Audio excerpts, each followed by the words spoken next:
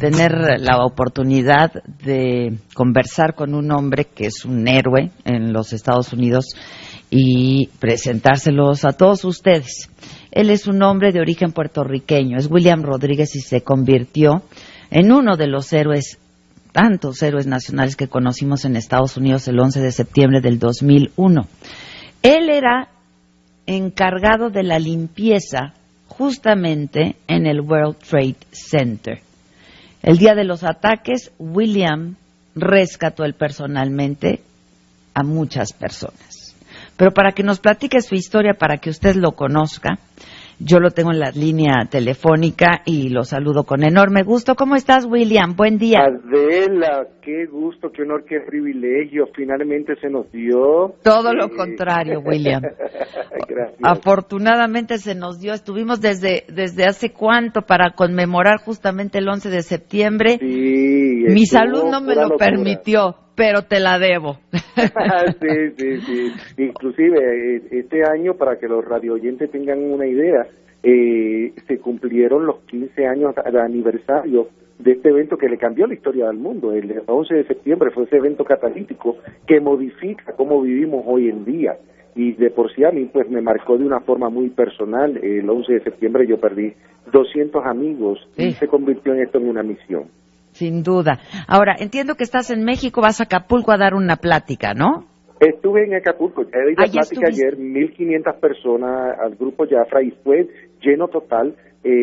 No había una cara sin llorar en el evento y te digo que fue una retroalimentación emocional muy grande porque aquí mucha gente con sus historias personales se me acercaron para hablarme. Yo me tomé, yo creo que toda la tarde para dialogar con cada una de las personas, 1.500, imagínate. Sí, y muy bonito, de verdad, muy bonito. Estoy ahora mismo en el aeropuerto de Ciudad de México, lo sé, esperando la conexión, así que, pero no te preocupes, yo te oigo muy bien.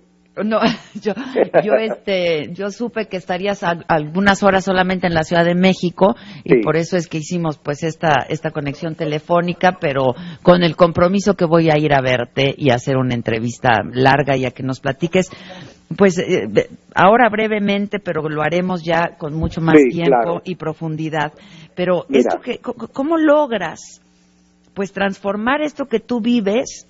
Pues sí, como tú dices, en una misión y en una motivación para el resto, porque pues debió de haber sido muy traumático, ¿no? Muy y traumático. Tuviste que haber pasado por un proceso de duelo, en fin, brutal. ¿Tú recuerdas, Adela, cuando empezaron a poner las fotografías en todas las paredes de Nueva York, cuando pasa esto de personas que estaban perdidas, que no se podían conseguir, ¿no? Y era pues las víctimas que nunca regresaron a sus hogares. Entonces en todos los lugares nosotros veíamos estos afiches de la cara de personas que no se sabía nada de ellos. La mayoría eran amigos míos. El 11 de septiembre yo perdí 200 amigos. Cuando me sacan a mí de los escombros, después de ya haber salvado cientos de vidas, para que la gente tenga una idea cómo fue que yo la salvé, yo tenía la única llave maestra que se utilizó para abrir todas las puertas del edificio. ¡Qué increíble! ¿Y cómo dan contigo? ¿Tú dónde estabas? ¿Cómo estabas? Platícanos un poco la historia. Mira, cuando dan conmigo es porque cuando yo bajo un hombre en silla de ruedas con unos bomberos, él está recibiendo primeros auxilios en el vestíbulo del edificio y uno de los bomberos me dice, prepara la ambulancia. Cuando yo salgo frente al edificio, todo era destrucción, no había ni un vidrio intacto. Las puertas giratorias estaban todas destruidas. Cuando yo me pongo en el medio de esta puerta giratoria, la central, veo que en el área del World Financial Center o el Centro Financiero Mundial, que es los edificios que cruzan a la avenida que estaba el World Trade Center, la policía tenía esta cinta amarilla que acordonaba toda el área que decía escena de crimen, no pasar. Cuando la policía me ve frente al edificio, empiezan a gritarme, don't look back, no mires hacia atrás, no mires hacia atrás. Y Adela, cuando a ti te dicen no mires hacia atrás, lo primero que tú vas a hacer es mirar hacia atrás. Obviamente. Pues sí, el simple raciocinio humano. Y me he virado, Adela, y he visto la cosa más horrible que he visto en mi vida. He visto todos los cuerpos de las personas que se tiraron, que yo no sabía que se estaban tirando. Imagínate el cuerpo caer de 96 pisos cuando estaban contra el pavimento, explotaban. Entonces yo veía cuerpos irreconocibles, veía masa humana, veía cabello, pero no sabía discernir que era una pierna, que era un brazo, porque se volvía una masa. Parecían calcomanías pegados en el piso. Y cuando yo veo eso, empiezo a gritar, Dios mío, ¿qué es esto? ¿Qué es esto? Y cuando bajo la mirada, Adela, algo que me cambia la vida para siempre. He visto una de las personas que yo le salvé la vida en las oficinas, la he encontrado intacta pero partida por la mitad. Ay, no. Una señora. Y empiezo a llorar y a gritar, y yo en ese momento yo especulo que ella salió y dijo, me salvé de milagro. Y cuando sale, uno de los vidrios de las ventanas cae desde arriba con una velocidad tan vertiginosa que como una guillotina la cercena por la misma mitad. Ay, no. Y entonces yo, imagínate el shock emocional. Y cuando yo veo eso, empiezo a gritar, y cuando estoy haciendo eso, viene la policía y empieza a gritar también diciendo, corre, run, corre. Pero yo no tenía dónde correr, y era que el edificio ya se estaba derrumbando. Y lo único que veo es un camión de bomberos estacionado frente a las puertas, metido debajo del camión de bomberos, y el edificio se derrumba encima de mí. Y lo único que se oía era pa. Y yo lo único que dije en ese momento es, Dios mío, no le deje a mi madre el dolor de ver mi cuerpo en pedazos, por lo que había visto segundos antes, cuerpos irreconocibles. Yo no quería que mamá sufriera el no encontrar mi cuerpo. Y entonces cuando digo eso, entra esta nube de polvo. ¿Recuerdas cuando cae la torre, que esta nube cubre todo el Bajo Manhattan? Pues yo estaba en ese epicentro. Entra por cuanto agujero había debajo del camión, y con una velocidad tan fuerte me quema la piel, me desgarra toda la camisa que yo tenía, me abre la rodilla de lado a lado, y yo ahí entonces digo, no voy a morir aplastado, pero voy a morir ahora de asfixia, porque entonces no tenía forma de respirar. He puesto mi cara debajo de mi camiseta y comienzo a filtrar el aire, y yo dije, esto va a ser una muerte muy lenta. Con la suerte, Adela, que al cruzar la calle habían dos cadenas de televisión, una americana y una brasileña. Y la brasileña dice, the last man out was there. El último hombre en salir fue en ese punto. Y entonces de ahí me convierto yo en el último hombre en salir, porque no había otra persona. Y comienzan a buscar bajo los escombros. Horas después es cuando yo digo que estaban removiendo los escombros. Y ahí empiezo a gritar yo que me ayudaran. Y me gritan a lo lejos que si yo estaba bien, y yo decía no, que había perdido las piernas. Y era todo el proceso de haber entrado tantas veces al edificio a rescatar personas, subir las escaleras. Mira, Adela, yo limpiaba 110 pisos de escaleras diariamente, una labor infrahumana, y nadie podía hacer ese trabajo porque yo lo hacía, pues claro, ya había climatizado mi cuerpo. Yo estaba en mejor condición física que cualquiera otro, claro, sí, claro. Y entonces por eso yo entraba y salía, pero fueron tantas veces que cuando ya la cuarta vez cuando salgo, obviamente ya las piernas no las sentía. Entonces imagínate el susto mío cuando me sacan de debajo de los escombros, que yo pensé que había perdido ambas piernas. No, aquello fue, entonces los medios americanos, típicos medios americanos, que no tienen lo que se llama la sensibilidad de un sobreviviente, van con un micrófono, me lo ponen en la cara, me lo ponen en la cara y me dicen, tienes 3 segundos para ir al aire en vivo con tu historia. Así. Entonces yo no sé lo que dije, pero Adela, eso le dio la vuelta al mundo, y se vuelve muy indicativo en ese momento en que me hacen la imagen del desastre, y esto pues obviamente fue en cierta forma una bendición, porque yo había hablado dentro del edificio con mi mamá, le había dicho que no se preocupara, que yo estaba bien, y ella gritándome que me saliera. Y no saber nada por horas de su hijo, ya pensó que yo había muerto. Alguien me vio en Puerto Rico por televisión, y llamó a mi mamá y le dijo, tu hijo está vivo. Lo acabo de ver. Ay, sí. No. Entonces, pues de ahí en adelante me convierto en la imagen. Yo digo, ¿qué es esto? Todos los medios no me dieron tregua.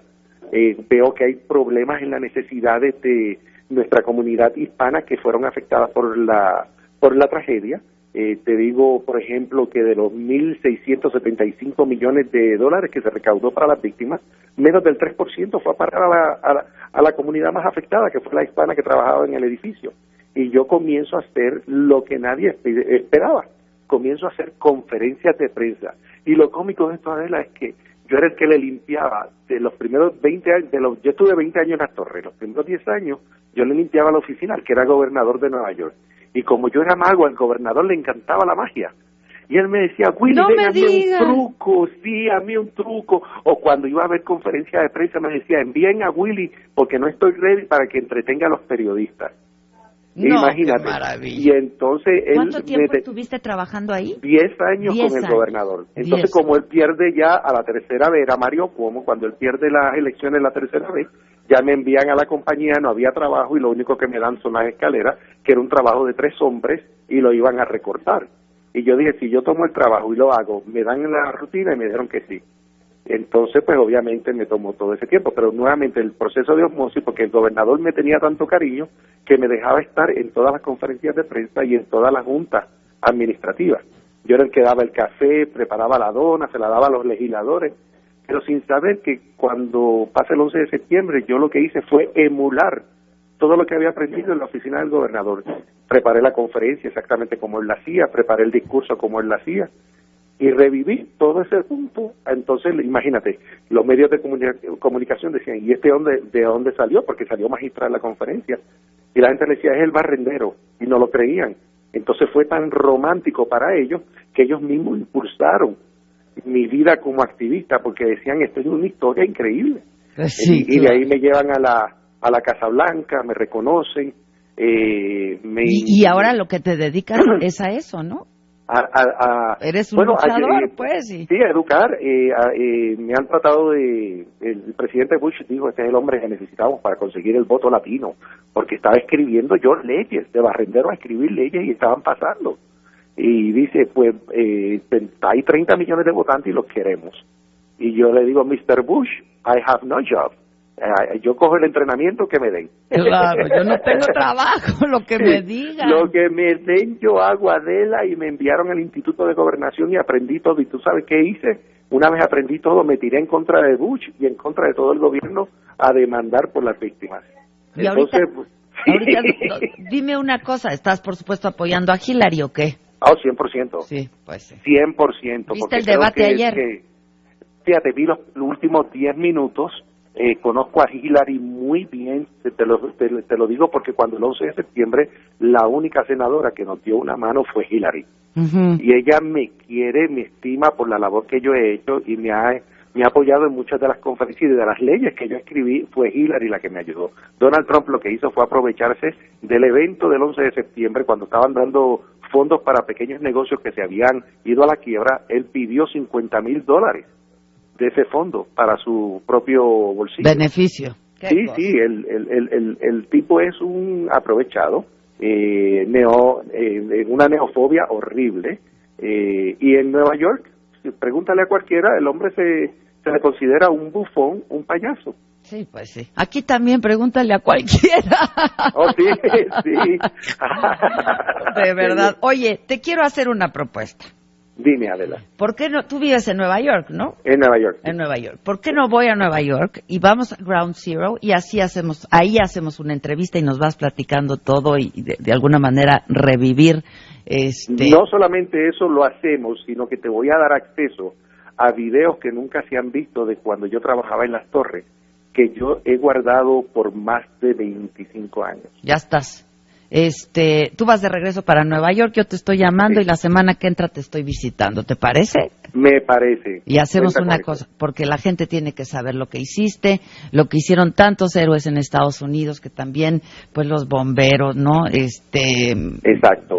Perdimos más de 363 bomberos, sí. Y lo más importante, Adela, que mucha gente se olvida, esto es un crimen internacional.